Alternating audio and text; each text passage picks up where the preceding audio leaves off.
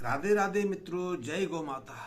यदि आप कृषक हैं, खेती बाड़ी में रुचि रखते हैं, तो आपके लिए ये जान लेना बहुत आवश्यक है कि यदि आप अपने खेतों में, अपनी एग्रीकल्चर में रासायनिक खादों का प्रयोग करते हैं, रासायनिक एंटीसाइड का, बैक्टीसाइड का, या फिर आप फंगसाइड का प्रयोग करते हैं, पेस्टिसाइड उपयोग में लाते हैं, तो ये आपके लिए खतरनाक है। क्योंकि इसके माध्यम से न केवल आपका स्वास्थ्य प्रभावित होता है, आपका परिवार प्रभावित होता है, बल्कि आप वातावरण को प्रदूषित करने के एक कारक बन जाते हैं। और वातावरण प्रदूषित है तो इसका प्रभाव आपके ऊपर भी पड़ेगा, परिवार के ऊपर पूरा पड़ेगा, समाज के ऊपर पड़ेगा और पूरे देश के ऊपर पड़ेगा। जैसा कि हम आज देख रहे हैं, जब से किसान भाइयों ने रासायनिक खादों का उपयोग शुरू किया है, बेसिकली कंसेप्ट सिर्फ रासायनिक खादों तक सीमित नहीं है। क्योंकि खादों के रूप में ही हम रसायनों का प्रयोग नहीं करते। रसायनों का प्रयोग तो बहुत तरीके से करते हैं। हम घर में मच्छर मारते हैं, हम दीमक मारते हैं, आजकल चूहों को मारने के लिए दवाओं का प्रयोग होता है, या फिर हम अपने घर की सफाई करते हैं, अपने हाथ बार बार धोते हैं, तो हम हाथों को धोने के लिए भी कई तरह के साबुन उपयोग में लाते हैं, कई तरह के रसायन प्रयोग में लाते हैं। तो ये सब ऐसी चीज़ें हैं जो सीधे सीधे हमारे खेत की मिट्टी को प्रभावित करती हैं या फिर हमारे जल स्रोतों को प्रभावित करती हैं। तो इनका भी प्रभाव हमारी खेती के ऊपर पड़ता है। आजकल खेती के लिए कई चीज़ें उपयोग में लाई जाती हैं, लेकिन मैं आज आपको एक उपयोग बचाना चाहता हूँ। मैं आप एक तत्व के बारे में, एक सॉल्यूशन के बारे में जानकारी देना चाहता हूँ। वो सॉल्यूशन, वो तत्व, वो पदार्थ है गाय का गोबर, उसका घनसत्व। वैसे तो आप गोबर घनसत्व सीधा समझ सकते हैं कि मैं गोबर के तरल की बात करता हूँ, लेकिन गोबर घनसत्व मेरे लिए एक विशेष पदार्थ है जिसे हमने तैयार किया है गोबर के तरल से। जो गोबर का रस होता है उससे उसकी एक एवरेज अपनी मात्रा ली है। उसमें हमने गौमूत्र का मिश्रण भी किया है, साथ में उसमें कच्चे गाय के दूध का प्रयोग किया है और छाछ का प्रयोग किया है। इसके साथ में हमने इसमें सूर्य का प्रयोग किया है। सूर्य की जगह गुड़ का प्रयोग भी किया जा सकता है, लेकिन हमने इसमें सूर्य का प्रयोग किया है। पांचों चीज़ें क्यों मिलाई गई हैं? चीज़ें इसलिए मिलाई गई हैं कि गाय के गोबर में ऐसे जीवाणु और जैव रसायन रहते हैं जो पृथ्वी को सीधे सीधे प्रभावित करते हैं, जो मिट्टी की उर्वरा शक्ति को प्रभावित करते हैं। क्योंकि जब आपने देखा होगा, एक प्राकृतिक नियम रहा है हमारे यहाँ, ये नियम बहुत वर्षों से चलता आ रहा है कि ऋतुओं के अनुसार हम अपने पशुओं को, खास करके अपनी गौ माता को, नंदी को, बैलों को, या जो हमारे लिए अब दूध देने वाली गाय नहीं रही या हमारे खेतों में काम करने वाले बैल नहीं रहे, उन सब की हम बैठक कराते थे अपने खेतों में। हम ऊँट की बैठक भी कराते थे। वो इसलिए कराते थे कि वो 2-4 दिन हमारे खेतों में बैठें, वहाँ मलमूत्र गोबर का त्याग करें, मूत्र त्याग करें, ताकि वो गोबर और मूत्र हमारे खेत की मिट्टी में जाके उसको उर्वरता दे सके, उसको पोषक तत्व दे सके। यथार्थ में होता ये है कि जब भी गोबर गिरता है या गौमूत्र गिरता है तो उससे एक विशेष क्रिया होती है। गोबर में ऐसे सैकड़ों रसायन रहते हैं जो मिट्टी के जो जीव हैं, मिट्टी के जो जीवाणु हैं, ये जीवाणु बहुत महत्वपूर्ण है। इनके बारे में फिर कभी बताऊंगा, लेकिन सूक्ष्म परिचय दे दूँ। इस जीवाणु की गतिविधि पर, इन जीवाणु की सक्रियता पर ही हमारा जीवन है। हमारा जीवन ही पृथ्वी पर जीवन का अस्तित्व है, क्योंकि यही जीवाणु हर पदार्थ को जीवन देते हैं, पोषणता देते हैं, उसकी जीवनी शक्ति को बनाए रखते हैं, और यही जीवाणु उसके शरीर को समाप्त करने का कार्य भी करते हैं। जब तक आपके अंदर प्राण शक्ति है, जीवनी शक्ति है, तब तक ये जीवाणु विभिन्न तरह के उपयोगी पदार्थ बनाने में, निर्माण करने में हमारी मदद करते हैं। यही भोजन को सही रूप से पचाने और शरीर में उसको प्रयोग करने में मदद करते हैं। लेकिन जब शरीर निष्क्रिय हो जाता है, प्राण शक्ति का आवागमन रुक जाता है, तो यही जीवाणु हमारे शरीर को गलाने का कार्य भी करते हैं। कि ये जीवन चक्र है। जीवन की उत्पत्ति पृथ्वी से हुई, तो जीवन की समाप्ति के बाद उस शरीर को का मिलन भी पृथ्वी के अंदर, उस मिट्टी के अंदर होना चाहिए। इसी पर जीवन है।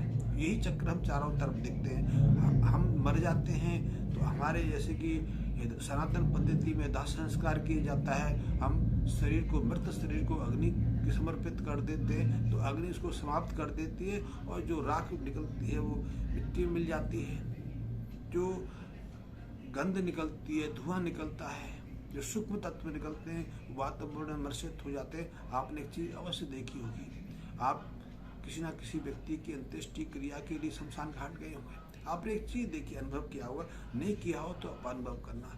आप जब भी शमशान में जाते हो, किसी मरघट में जाते हो, तो वहाँ चारों तरफ कई तरह की कई कई जो सब स्थल होते हैं वह सबों को जलते हुए दिखते हैं, लेकिन वह गंध दुर्गंध नहीं आती। मृत शरीर की जलने की जो गंध होती है वह आपको महसूस नहीं होती। लेकिन यदि इसी तरह की गंध किसी ऐसे स्थान पर चले जाएं जहाँ मांस को भूना जा रहा है, मांस को पकाया जा रहा है, या कोई पशु का मृतक शरीर पड़ा हुआ है, तो वहाँ एक दुर्गंध दिखते हैं। छोटे से पशु भी एक बड़े क्षेत्र को प्रभावित कर देता है। लेकिन शमशान में यहाँ हर रोज 2, 4, 5, 10, 20 मृत शरीर को भस्मीभूत किया जाता है, वहाँ आप ऐसी दुर्गंध अनुभव नहीं करते।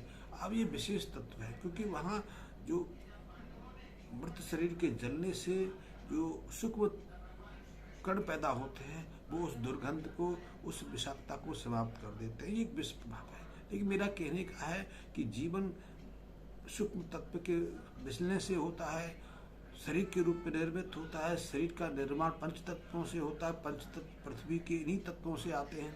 लेकिन जब शरीर का काम हो जाता है, शरीर मृत शरीर में रूपांतरित हो जाता है, तो पंच तत्व उसी पृथ्वी में मिश्रित हो जाते हैं। यही खेत के बारे में है। तो खेत की उर्वरता पंच तत्वों में निर्भर है। यदि पंच तत्वों की इस प्रक्रिया में हम किसी तरह का हस्तक्षेप नहीं डालते, हम किसी तरह का विघ्न नहीं डालते, तो जीवन सुगमता पूर्वक चलता रहता है। लेकिन पिछले कुछ वर्षों से, कुछ दशकों से, शायद 1-1.5 साल, 100 सालों से हमने एक लालच बस इन पृथ्वी के पंच तत्वों का अधिक मात्रा में शोषण के रूप से करने के लिए हमने ऐसे पदार्थ बनाने का कार्य कर लिया जिनसे ये चक्र डिस्टर्ब हो गया।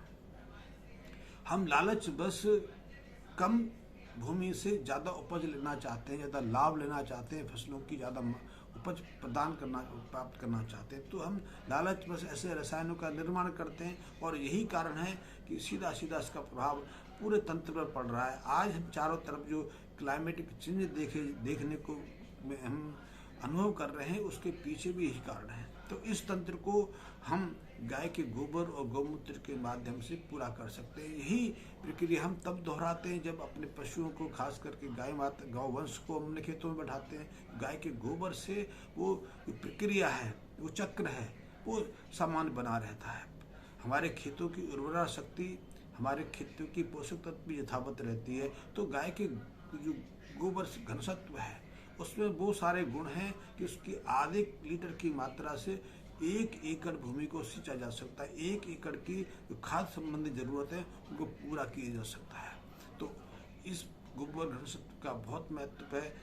इसका प्रयोग जब हम खेतों में करते हैं तो उसके बाद पहले तो वो जो करोड़ों की संख्या में हमारी मिट्टी में जीवाणु रहते हैं वो सब पुनः सक्रिय हो जाते हैं, पुनः अपना कर्तव्य संभाल लेते हैं।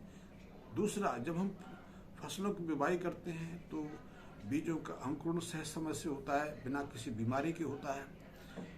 ऐसी फसलों में बीमारी लगने की संभावना न्यूनतम रहती है, क्योंकि पृथ्वी के अंदर यदि पर्याप्त मात्रा में पोषक तत्व हैं, पर्याप्त संख्या में जीवाणु हैं, तो उसकी जीवनी शक्ति पर्याप्त है। और जब तक जीवनी शक्ति, जिसको हम कहते हैं मानव शरीर की इम्यूनिटी, इसकी इम्यूनिटी बहुत अच्छी है।